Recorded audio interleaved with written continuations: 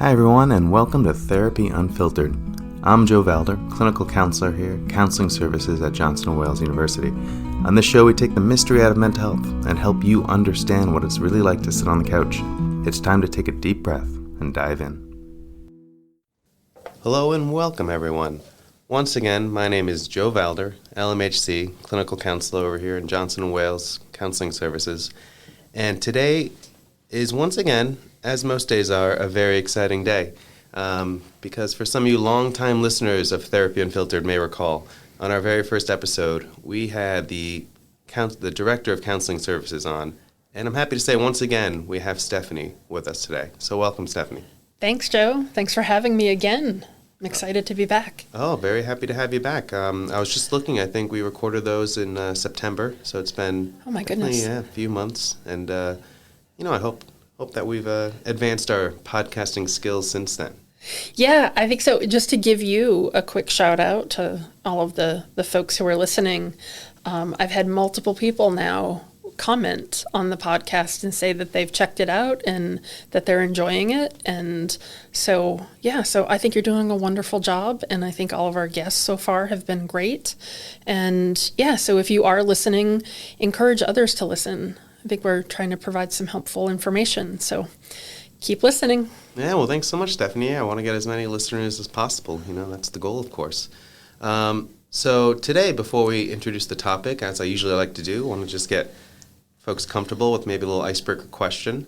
So something been on my mind recently, as it often is I often use TV shows as self-care. I enjoy comedies and, various funny shows just to make myself feel good.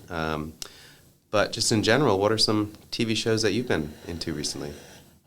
So most recently, I think there's been a couple that I've watched. One is on Netflix, and it's called Mo. I think the second season just came out. I would highly recommend it. It's a very good show. It's funny. It's also it's serious, but it is funny, and it's just a really good show, I think. So I've enjoyed that. And then on Apple TV, I've watched Shrinking, which is also a very good show and very funny. It is not, just as a disclaimer, it is not an accurate depiction of therapy. Okay, so if you do watch it or have been watching it and you think that, this is what's going to happen when I go see a therapist, it's not an accurate depiction of therapy, but it is very entertaining. And so those have been the two recent things that I have enjoyed. But one of my favorite shows that I can watch over and over again is Ted Lasso. Of course. Also on Apple TV. I just think it's such a great show on so many levels. It's, if you haven't watched it, it's great. The acting is great. The storyline is great. It's I love it. Yeah, so. Same here. I love Ted Lasso. I don't often watch new shows. I am someone who rewatches shows just because I enjoy them so much, as The Office and Seinfeld. Seinfeld. We have a few Seinfeld fans in counseling services. Yeah, it's a very old-timey show from long ago. I guess one of the newer shows I watch is I love Bob's Burgers as well. Oh, yeah. Yep. But anywho, I thought also a good topic today, Stephanie, since we have you here, is just to see what's new. What's happening in counseling services, what new things we're doing, and just, what you might see that's different from before. And one thing I wanted to highlight is one of my colleagues, Jocelyn Toman, friend of the show, of course, has been here before, is helping lead something new that folks might see in some of the res halls, right? Yeah, so it's a monthly newsletter that's actually being posted in the restrooms in the in the residence hall, and it has a very clever title. It's called "The Stall Tells All," and so it's a monthly newsletter. The first one was hung up at the end of January. The second one will be going up at the end of February, but has each newsletter is going to have its own topic, its own theme, but it's really meant to provide some useful information for students and provide some resource information, contact information, but also a couple of fun facts the last one, the very first one, which was, like I said, hung up at the end of January, was about harm reduction. And so hopefully, if you've been in one of the Res Hall restrooms, you've seen it. But yeah, check it out. It's just a different way we're trying to reach people and help keep people informed and educated about resources and how to help others and to just stay informed. Yeah, no, I think it seems great so far, and I just think it goes with the idea of just putting mental health out there as any way we can, and I think this is a good way to do it that's not screen associated, Yes. Something you can read just that's on a piece of paper. Yeah. Just, to make mental health just something more familiar to all of us, Yeah, absolutely. So in addition to that, Stephanie, what other, actually before I ask you about new things, I wanted to highlight something that perhaps is, maybe a negative new thing here at Counseling Service, which students may notice if they've been in before and are coming in now. And that is that currently we do not have any sour candy in our waiting room. Because I just wanted to highlight that folks may have noticed before there were Sour Patch Kids, not the normal ones, the big ones, in a jar in our waiting room. And this was, I think, a highlight of coming to Counseling Services. And I just wanted to note, and I'm not making any sort of complaints to the director of Counseling Services here, but just wanted to highlight that is no longer in our waiting room. I'm going to pick that up as a hint that I need to go buy more. Well, perhaps, but I think it was definitely a big plus for Counseling Services.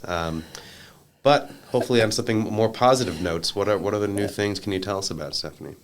Yeah, so recently, we've had some conversations as a staff about, trying to figure out ways to engage with the campus community differently and to try to be more present out in the community. And so we've gone back to kind of a strategy from the past where last week you may have run into Counseling Services down on the Harborside campus between by the Starbucks where we were doing some tabling, some good old-fashioned tabling where we have some information available and some candy. And as Joe apparently is a big fan Yes.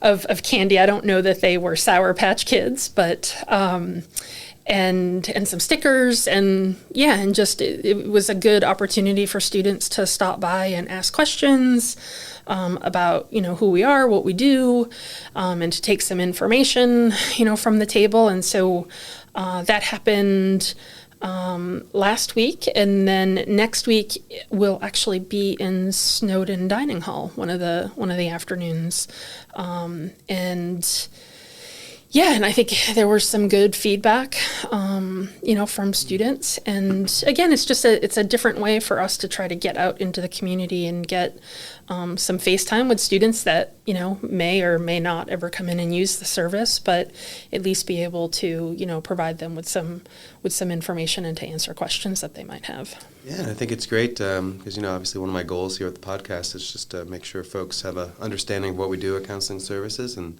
this is another outlet for that. So certainly feel free to come and bring your questions. No bad question there for the tabling folks. So just ask anything you want.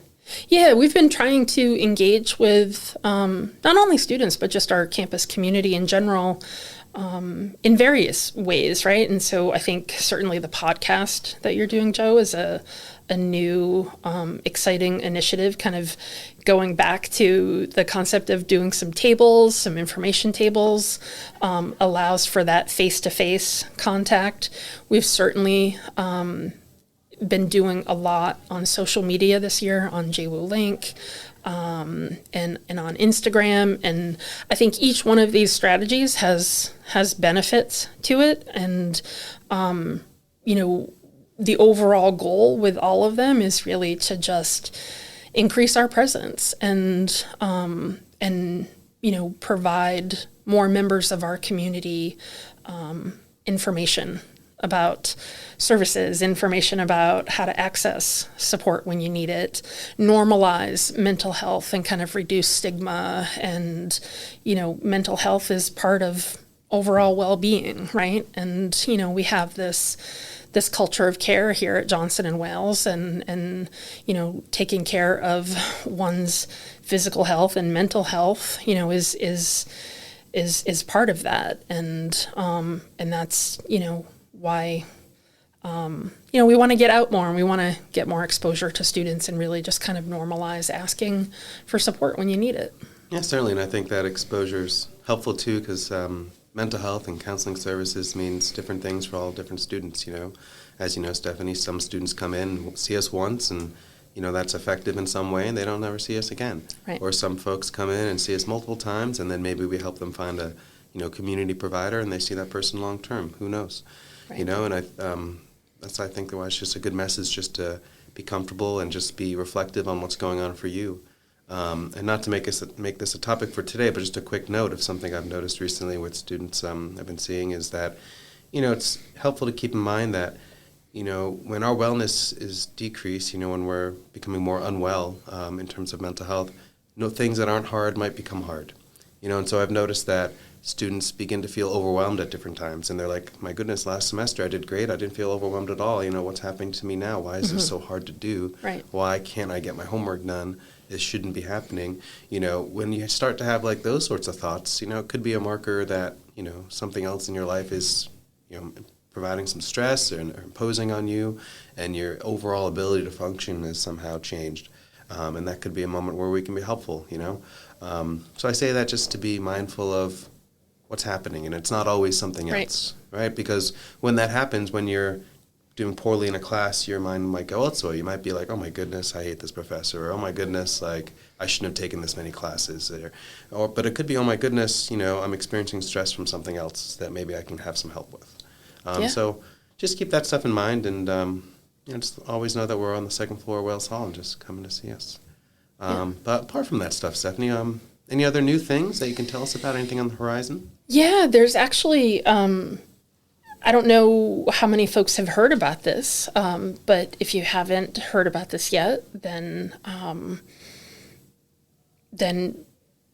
glad you're listening and hearing about it now. So we applied for a federal grant last spring, and found out in September that we actually were awarded the grant. And so the grant is, it's called the Garrett Lee Smith Campus Suicide Prevention Grant, and it's run through the Substance Abuse and Mental Health Services Administration, the federal government. And so the fancy acronym for that is SAMHSA.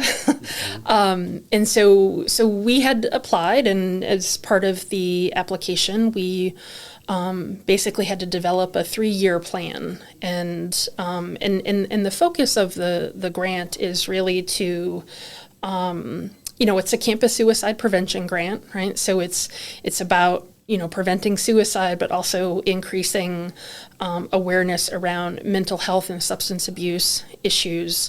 And one of the things that we've wanted to, use the grant for is really to help us reach more students, right? And reach groups of students that kind of historically have maybe been underserved, and really it's about creating more pathways to care. And it's not just care on campus, but it's also care in the community, right, for anything that is, mental health or substance abuse related. And so we found out in September that we were awarded this grant. So like I said, it's a 3-year grant, and the funding that we're getting for it is really going primarily to fund a unique position. So we actually have a new staff member starting with us on Monday, and we're super excited about that, who's going to be a clinical case manager and student outreach liaison.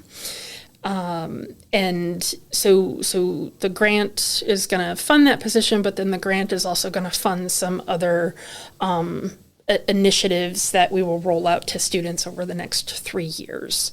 And we have lots of plans kind of as we were writing this grant and thinking about our 3-year plan around, engaging with different student groups that we haven't been able to engage with in the past because we haven't had the capacity to do it. We're now going to have a dedicated staff person, right? And so, like we've just talked about, like we want to get the whole team out there and more visible with folks. But this new staff member that's going to join us is really going to work pretty closely with student clubs and orgs and trying to engage them and working with residential life, and we're going to be able to do some programming that we haven't really had the capacity to do for a long time, which is really important, right, in terms of providing education and resources to our students. But so in addition to the exciting opportunity to be able to work directly with student groups, we're also going to work with our community partners. And so, as part of the grant application, we had to have community partners who would be willing to write letters of commitment to work with us. And so we have 6 actually pretty important partners in the Providence and Rhode Island area. And so, one of them is Butler Hospital. Another one is it's the Young Adult Behavioral Health Program through Lifespan, which I believe is now Brown Health. Right. There's also Rhode Island Youth Pride, Thunder Mist, the American Foundation for Suicide Prevention, the Rhode Island chapter, and the Rhode Island Department of Health. And so we have some wonderful community partners who are going to work with us, and we're going to spend the next 3 years working on developing some memorandums of understanding with some of these providers to create easier pathways for our students to gain access to care when they need it, when they're in a crisis, or even before being in a crisis, to be able to get some preventative care. And so it's super exciting. We are developing what we're calling an advisory council, and so that's going to consist of different professionals from the university, but also a representative from each of these organizations that I've just talked about. We have a faculty member who's going to be part of it, and we have 2 students who have agreed to be part of it. And so I'm super excited to have those 2 students on board, because we can come up with all kinds of ideas and plans, right? But if it's something that isn't going to work for students, or the students don't think it's a good idea, then it's probably not going to be very effective. So being able to have that student voice as part of this advisory council, I think, is really such a cool opportunity to be able to get that direct student feedback to kind of help guide our efforts, because at the end of the day, what all of this is, the purpose of all of this is to help our students, right? And to help our students get access to the services that they need here on campus and also off campus. So there's a ton of fine details, and about our plan. And like I said, it's a 3-year plan, so there's lots of stuff that is involved in that, but that's really a very broad overview. And so you'll see, really you should start to see counseling services out and about more, and engaging with students more directly, outside of like a clinical type of, not that therapy hour, right? But kind of doing some programming or partnering with some events. And so we're really excited about the grant. And like I said, it's going to give us the opportunity to do some stuff that we just haven't been able to do. And I think it's going to be really good for our students. And so, yeah, it sounds all very exciting, and I especially like highlighting how this goes beyond the therapy session, Yep. because Of course, therapy is a very distinct intervention, is a very distinct thing, and it's good to be able to do more to support people's wellness. So Stephanie, I know you mentioned a little bit about the new staff person, but do you think you could say more about experiences students might have meeting one-on-one with that staff person, that new person, and what that might look like for students? Yeah, so it's a new role for our team, right? And so I think, we are very much kind of developing the framework of what this person is going to do with students. So as part of the position, there's basically half of the time is going to be spent doing clinical case management, right? So that individual, he's a licensed clinician. There will be students who will come in who, will see him, or that we will refer internally to him for maybe some brief interventions and assistance with referrals if that's what they need. Again, this is brand new, right? And so we're just, he starts next week. So we're going to get up and running next week and kind of hopefully, sort out all of the fine details about what the direct work with students from a clinical perspective is going to look like. But then the other half of the time really is the outreach, programming, and engagement, right? And so that's where, they will be, starting to make some contact with our clubs and orgs and hopefully student government and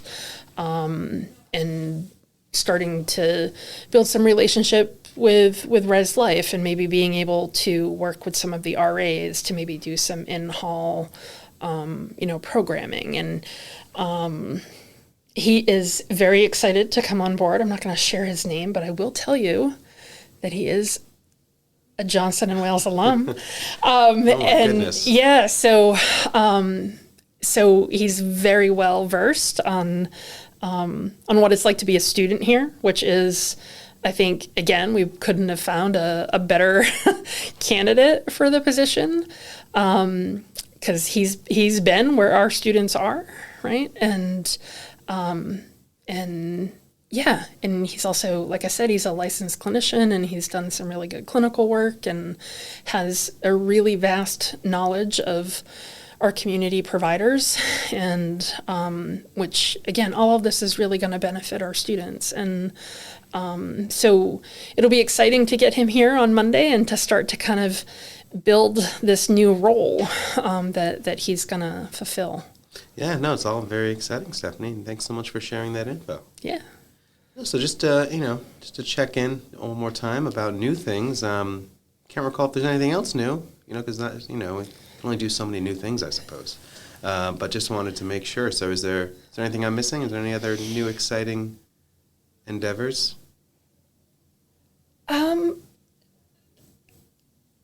Not off the top of my head. I think we've got a lot going on. That's true. I suppose that's enough. And and I think the answer to that question is that new and exciting things are going to continue to keep coming up, right? Because as we're getting started with our grant initiatives, we're going to start to engage more with the community and start to have more programming. So I would say, stay tuned again, to the podcast, to JWU Link, to, our Instagram page, and if you see us out and about, say hello, come over, engage with us, and if you are part of a student club or org or an RA who might be listening, and you have some ideas about hey, can we partner on something, then reach out to us, right? Because this is a really, I think, going to be such a good opportunity for us to be able to engage in a different way with students that I think can be really cool. So if you are interested in that and want to reach out, then don't hesitate. But yeah, stay tuned, because there will be all kinds of new and exciting things happening. Yeah, certainly. It's all very exciting. And with that, I just wanted to remind all students as well, as I often do, I think nearly every episode, is, that our role up there is to help you all out as much as we can. So feel free to give us a call at that main number, which I always forget. So maybe Stephanie, can you just repeat the number? Because I don't, Sure. you know. It's 401-598-1016. Awesome. Yeah, feel free to give us a call or just come up there to the second floor of Wales Hall. We have an elevator, we have stairs, we have many options of entering in there. And in the very near future, we will have more sour candy. Oh, it's possible. But but I just want to make sure I say that again, because I don't want folks to hesitate. I mean, it's my main goal with this podcast is to help students be more comfortable with coming in, especially, maybe midterms are approaching or already here. It can be very stressful and challenging. And, just with the off chance that we're helpful, just come by. Maybe you come in and it's not helpful. That'd be a bummer, but then you would learn that, hey, maybe something else is going on for me. Whatever it is, just come by because we want to see folks. We want to see as many students as we can, and we want to help people. Absolutely. All right. Well, with that, thanks so much, Stephanie. Thank you, Joe. And thanks, everyone, for listening.